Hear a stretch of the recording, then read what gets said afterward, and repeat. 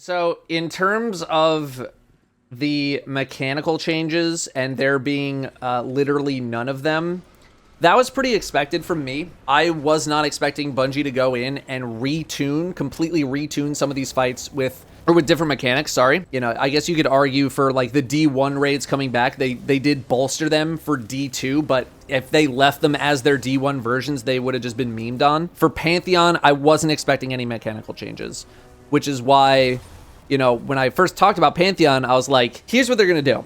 They're either gonna like completely retune everything, or they're gonna add in some enemies or add in something small. And that's kind of what they did, is they made some certain mechanics and certain roles that are typically a bit more idle into something that is a bit more active. Caretaker, for example, the ads spawning in, kind of disrupting the stunners. If you were on the stun team for that fight, your job was pretty easy and not really that exciting. Adding in some enemies to kill is a nice way of like distracting you, because those enemies, if you ignore them, can be a pain in the ass, right? The Centurion's throwing darts at you, the Phalanx booping you around. On later stages, those guys are going to be pretty annoying. Right now, they just kind of feel whatever, but it is a way to distract the taunters with some extra enemies, and if you ignore them, then they're gonna annoy the rest of your team. So being able to handle both the taunting and the enemies, I think is a decent way to kind of spruce that up. Golgoroth adding in the Minotaurs. You know, not that taunting was a particularly idle thing in that fight. You know, it's you know, you gotta be paying attention a good amount, but just even disrupting that even more now, so that you need to pay attention, you need to care about your positioning a lot more, you need to be hiding. The Minotaurs aren't that aggro. Like, if you just hide behind like a box, unless they're already in your face, they're not going to come aggro you or anything like that. But it is still something that you need to deal with when you need to move around, which is somewhat frequently. So it's just another thing for you to micromanage. And I kind of like that back and forth. Again, it's about like figuring out your priority. It's knowing, it really shows off your encounter knowledge when you can handle something like that pretty fluidly. Like in our run, when I kept asking Semi for the countdown and him being like 3, 2, 1, I would ask when I knew approximately when I had to take the taunt back from him, just because I had so much experience in that role that I can kind of like, in my experience, I know, okay, as soon as they taunt, I have enough time to go down, boop, do like 1 or 2 things, reboop, jump back up, and then by the time I jump back up, I have to snipe again. Now I need to incorporate killing those Minotaurs into my rotation as well, so that kind of changes things up. But it kept me on my toes a little bit more, which I appreciate. I needed to care a little bit more about my positioning in an already positioning intense scenario for the person taunting. And then you have double unstable lights in the DPS pool. That's another something that the DPS team needs to really take care of. I feel like there were more ads spawning in the pool as well, but I'm not often in the DPS pool, so I can't exactly 100% confirm that. It just felt like there were more. So yeah, just bringing a little more activity to these slightly more idle roles. Explicator with the fire tornadoes. Those fire tornadoes, like, probably the most deadly thing there. The Tormentor right now, not really a big deal. He spawns so far away that you can kill him before he's ever really a threat. But the fire tornadoes, forcing people out of position, forcing people to pay more attention, forcing people to new areas of the map. That is something that is going to throw people off. So that is just another thing to look out for. You need to play your positioning a little bit differently. Otherwise, the fight is mostly the same. Change things up enough, the caretaker enemies around him will throw a lot of people. Yeah, exactly. The fire tornadoes seem also a lot more aggressive coming from the boss. Like, I feel like there was only usually one that kind of pushed out from the middle. And now it feels like they go to all plates. Again, I could just be bugging on that. I could just like not be remembering it, but I feel like I only remember one fire tornado. So, and those things are deadly. Those things are deadly. They hurt really bad if you don't have some kind of healing thing on you. Like, you are gonna get toasted. So that is another thing to look out for, another thing to pay attention to. It also kind of just pushes more like, yeah, put a well of radiance in the middle type gameplay, which is kind of like, all right. But, I mean, that's the best way to counter it. And then Atrax, I think I was probably, like, the least impressed by, just because I mean, in our runs, we killed the Tormentor, and then we basically never saw it again, and it was never a problem. So, I don't have much to say on Atrax until I experience a time where it's like, oh my god, the Tormentor's, like, effing up this thing. Like, what do we do? Until I actually experience that in the game, I don't have a lot of insight into how annoying it actually is. But the Tormentor spawned in, killed it immediately, wasn't really a big deal. But again, in later versions where we have, you know, plus 20, plus 15, something like that, and it's not just like a who effing cares kind of a guy to kill off, it's going to be probably a bit more problematic. But other than that, Atrax is mostly the same. You know, some boss. Some of the enemies are slightly harder to kill. They're classified as like a click above enemy because normally the buff holders were, I think they were just orange bars. They weren't a big deal. And now they've been clicked up a degree in difficulty, but not really a huge deal. Boss DPS phase is also the same. Maybe on plus 20, you can't do the one cycle. I don't know. We'll see if you can still do the one cycle. If you can't do the one cycle, I mean, you just split your team and it's like, okay. Then there was the class ability thing, the class ability modifier, where when you use the class ability, it boosted your team's damage. Just another thing to like micromanage a little bit. I felt good being like making those calls to be like, okay, I'm gonna refresh our class ability thing after this cycle. And there's a lot of parts of fights that allow you to do that, right? During Golgoroth, it's like the team cycling their class ability usage in the pit, and it's like I can come in and rebuff the team. During Caretaker, everybody sets up on the first plate, and then I'm like, okay, second plate, I'm gonna re-up us. Atrax, everybody gathers up, debuff or buffs themselves, and then you can refresh. So I thought that was pretty neat. Not the craziest thing in the world, nothing too game shattering, just another thing to pay attention to try to maximize damage for your team, which, you know, another thing to pay attention to is always fun in my book, another thing to micromanage. And yeah, in terms of difficulty, I mean, I was just, for some reason, I just had it in my head where I was going to be like, we're going to be in there like an hour or something like that. Our first run was 28 minutes. Our second run was 20 minutes, and that was still with like some jumping around, like waiting for people to get in position type stuff. We could easily get into the teens for a clear if we want to go like giga fast. There's no wipe to orbit mechanic, you know, there's no like higher difficulty type thing. They're just going to be scaling it as time goes on, which I thought was an interesting choice. I thought this was going to be something that would have multiple difficulty modifiers to it. It didn't, so be it. I'm most excited to see this place on contest mode to see how tough it can actually get. With surges, I mean, and like if they give us like another sort of buff thing that we can use, I'm not really anticipating it to get crazy, like ball bustingly hard. Just because like, dude, getting plus 25% damage on a thing is just so insane. But we are gonna have more bosses. I'm interested to see where they change up some of the more idle things about future bosses. I don't know what they are. I haven't looked at leaks or data mines or spoilers or anything like that, so please don't tell me. But look, I'm either way looking forward to seeing week 4 to see how it turns out. Loot is a bit farmable. I already have all the red bars or the red borders, so I couldn't tell you how often they drop at all. I don't know if people have been doing it to tell me how often red borders are dropping. I feel like someone said they got a lot on their first run and then not really anything up on follow-up runs. I've also seen a little bit of discussion about giving away the raid exotics for clearing this place. And at this point, I'm not really, you know, being like, oh, you should have to clear Deepstone Crypt 47 times before you can get Eyes of Tomorrow. I don't care. We're at the point of the game.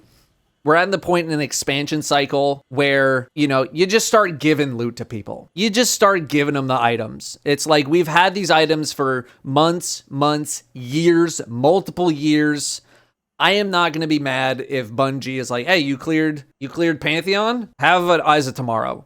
Have a Touch of Malice. It does not bother me at this point. The prestige of having those items, I think, like, the shine has worn off of the prestige of those items, right? If you want to give away Vex Mythoclast for clearing week 3 or whatever, pop off. Enjoy your Vex Mythoclast, you know? They're not this, like, shining beacon of, you know, elitism like they used to be. So it doesn't bother me. It really does not bother me. I'm not, there's plenty of things for me to be elitist about. This is not going to be one of them. I'm not dying on this hill. It's been so many years, so many months that at this point, let people play with the toys.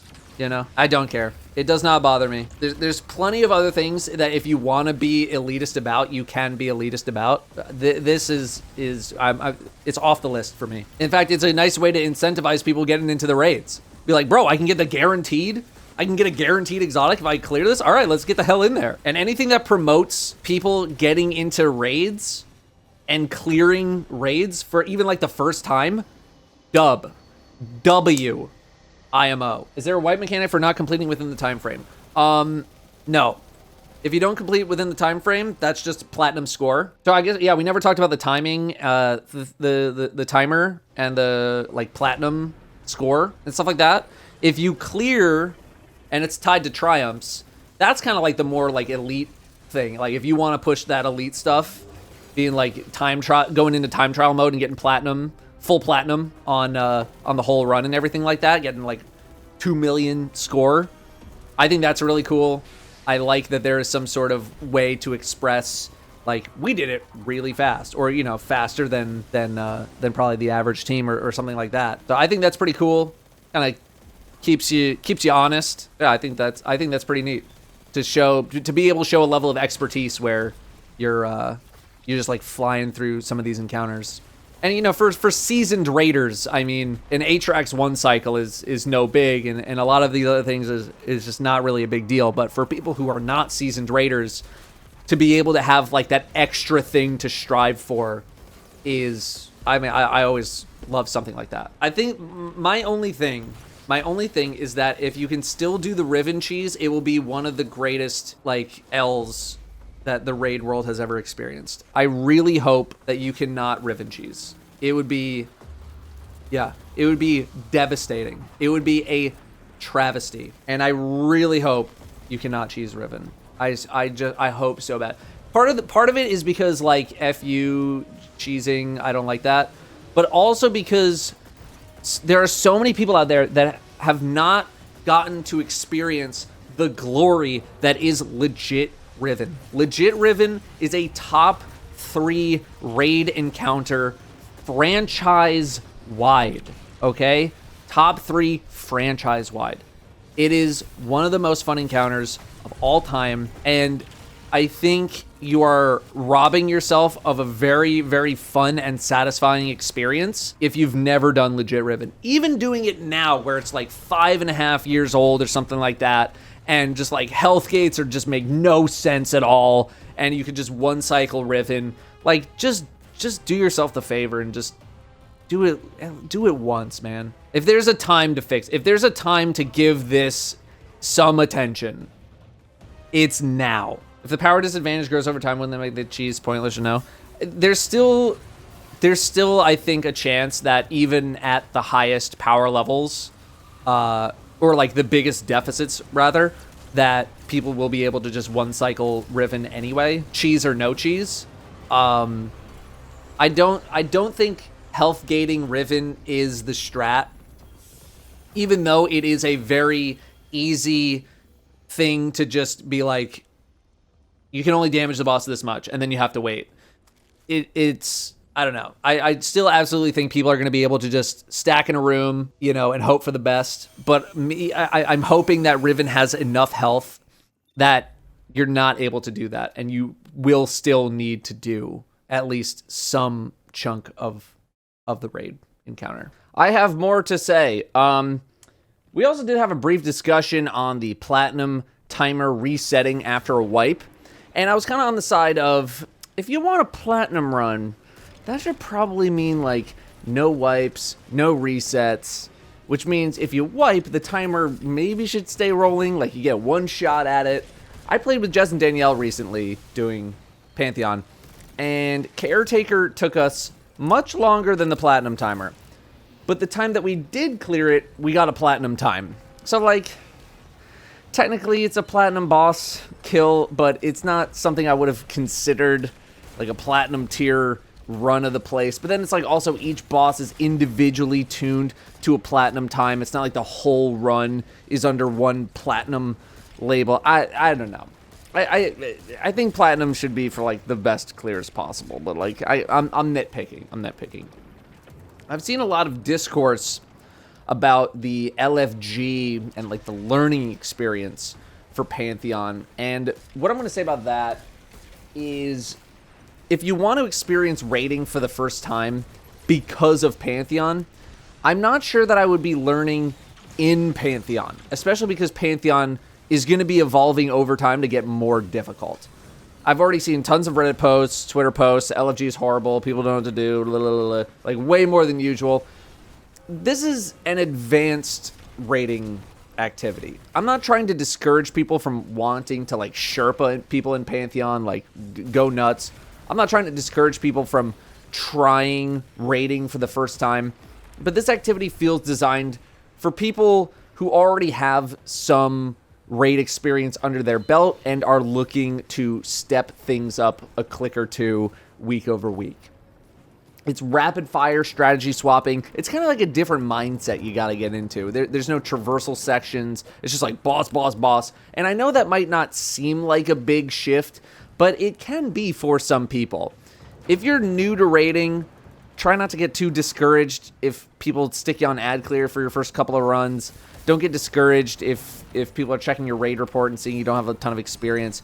I don't think this should be where you get your first experience, but I do think it should be something that encourages you to want to get into raiding, and then you scale from there, right? Maybe don't make Pantheon your very, very first try, but I'm not here to... I'm just a YouTube video, right? Like, do what you want. It's also not a Root of Nightmare situation, right? Where most of the team gets to be on ad clear and, or, you know, where you can go through the experience without actually having to learn anything. I don't think any of those kinds of fights are going to be showing up too much in Pantheon. People need to contribute, and if your first raid experience was Root of Nightmares and you've never done anything else, that's not all raiding is. If you're new to the raiding game, you need to be receptive to feedback from veteran players who might be in your team. This is not something you just load into, get carried, and have a bunch of raid loot dumped on you. The fights involved require most, if not all people, to be heavily involved in your success. Golgoroth being the starting boss really sets the tone for the rest of the run.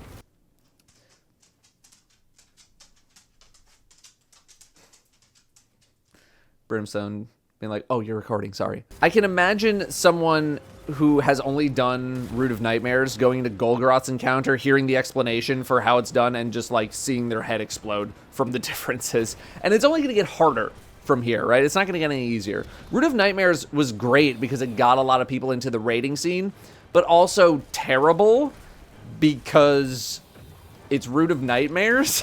It's known as the ad clear raid, and that's done some damage to people's expectations of what a raid is versus what most other raids actually are. I do also realize a sort of paradox of Pantheon, though. The people who it feels like it's designed for probably don't need a ton of the loot, and the people with the least amount of experience who could use a lot of that raid loot don't have experience, and it's kind of hard. So that's why I was a little surprised that only one difficulty mode exists. Yeah. All in all, I like Pantheon. Week 1 was kind of an appetizer, though. It was good, don't get me wrong. I'm not here for the appetizers. I'm not here for the 2 for 10s. I'm here for the main course, okay? I'm here for the most difficult version, platinum, all bosses, flawless, emblem, whatever else there is. I don't care about the loot in the slightest. Although I do appreciate that it is farmable for normal raid loot. Adepts are dropping as well. Not farmable, but that's pretty nice. I'm here for the prestige of it, which is what I imagine many other raiders are here for. Maybe even a little bit of raid practice before the next raid comes out. This is an activity that I would have loved to have seen littered with like armor ornaments for completing higher stages of the activity, new raid armor set, something like that. I know that's a tough ask for something that's not going to be around for super long. And also, like, the parade armor set also exists for something that's not going to be around for super long. But fashion is the true end game, and giving people those kinds of items is how you encourage the more higher end to hop back in. Although, like, they're still probably going to hop back in no matter what you do, right? I'm looking forward to seeing more of this unfold. Looking forward to seeing if Bungie does anything with Pantheon after Final Shape. We'll see. I hope they, realize that people like this kind of thing, and I hope they bring it back. I might have a follow-up thoughts video on the final week, like after we do the hardest version. If I have more to say on the mode after the hardest version, I'll make another update post with my thoughts. But the next couple weeks, I'm probably not going to have anything unless something really drastic happens. Thanks for watching. I'll see you next time.